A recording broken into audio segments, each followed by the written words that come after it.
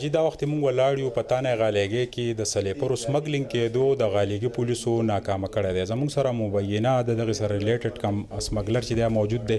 درته وایي چې تاسو دومره په لویه پیمانه د ځنګل تباهي کوئ، دا لرګي وراوړل دا یو چا راوړل په دې دونه چیک پوسټونو راوړل څنګه؟ موږ په چیک پوسټونو باندې نه راځو، موږ په شړو باندې راځو. دا وایي نور خلک په نیاک دره کې، کارو دره کې، بدیر کې.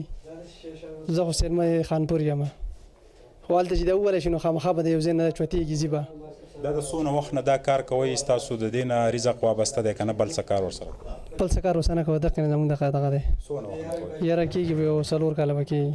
دا د خپل ابایي علاقې د دیر ځنګل چې دی هغه په دا ولګو، بارانونه نه کېږي، په فضا کې چې دی په ماحولیاتو کې چې دی دغه راځي. دا وخت چې کوم موجوده حکومت دی د هغوی فوکس هم په ځنګلاتو دی. تو په خپل لاسه د خپل علاقې ځنګل ولې ختم؟ دا خو موږ نه ووجي که نه، دا خو نور کسان وایي. زه اوس د دې د غالیګي یم او ځنګل په دغه کې والی کېږي، په شنګله کې یا په وړاندې بشام کې والی کېږي. هلته چې کوم د فارسټ اهلکار دی یا انتظامیه دا ورسره جوړه ده؟ هلته اوس نشته، فارسټ نشته، انتظامیه نشته، بس داسې خپل حکومت دی. خپل حکومت دی. ډي سي پي صاحب ستاسو چونکې دغه علاقې سره تعلق دی، ستاسو تفصیلا هم د دیر ډېر ښکلی ځنګل و او همیشه به د دیر سیلګریزه سیمه یادېده.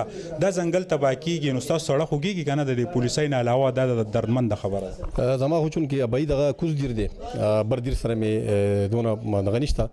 خو که موږ وګورو نو زموږ د ملاکنډ ډیویژن ښکلا چې ده نو هغه ځنګل دی او دقه یو څیز زموږ سره سره دی او هغه هم بس بېرحمه خلک لګیا دي. او نن سبا مطلب موږ هغه ځای ته ورسېدو چې موږ اوس کیسه کوو چې دلته ځنګل و، اوس کیسه کوو نو زړه خو خوږېږي. خو اوس بس دغه حل ستا د مخې ده چې خلکو ورپسې چې دی نو مطلب دا دغه راغستي دي او د ویښه چې دی نو ټولې ځنګل یې ختم کړي، دغه ښکلا یې ختم کړه او دغه ماحولیات باندې ما سر پرېوتو.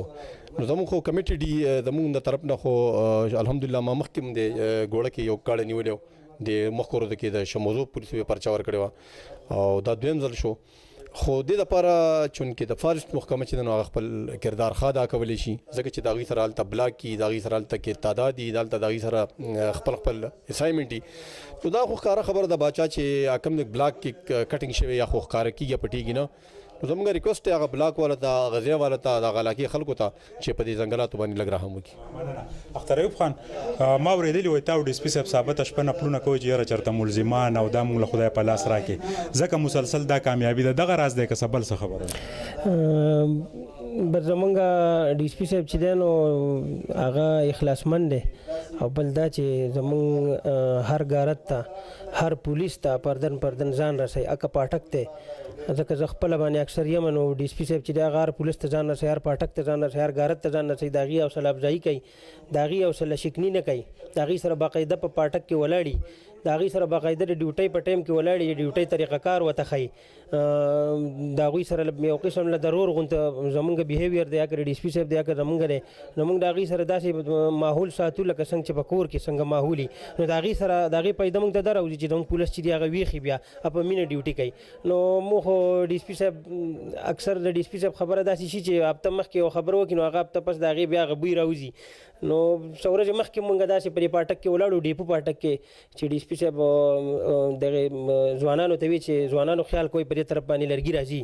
نو د هغې ثمرات دا و چې د هغه نن هفته پس چې دی په هغې کې غټه کارروایي شوه. نو موږ خو سوال دا یې موږ وایو چې خدای پاک ملزم موږ له چاته په لاس راوستی چې څه عبرت ته جوړ شي د خلکو دپاره او د علاقه چې دی دا موږ د امن ګهواره جوړه کړو. ناجي که یو طرف ته د ځنګلاتو د حفاظت دپاره ګامونه پورته کېږي نو بل طرف ته سمګلران دغه ځنګل ډېر په بې دردۍ باندې کټ کوي.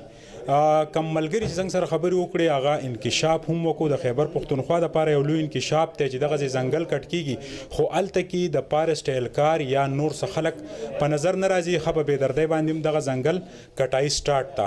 نو دا یو ډېر لوی سوال دی حکومتي وخت له پکار دی چې په دغه ځنګلو کې هم کارکردګي وکړي او د فارسټ کمرټ چې دی هغه قایم کړي. د کیمرامین عزت حسین سره سهیل باچا، تانه غالیګې، بریکوټ.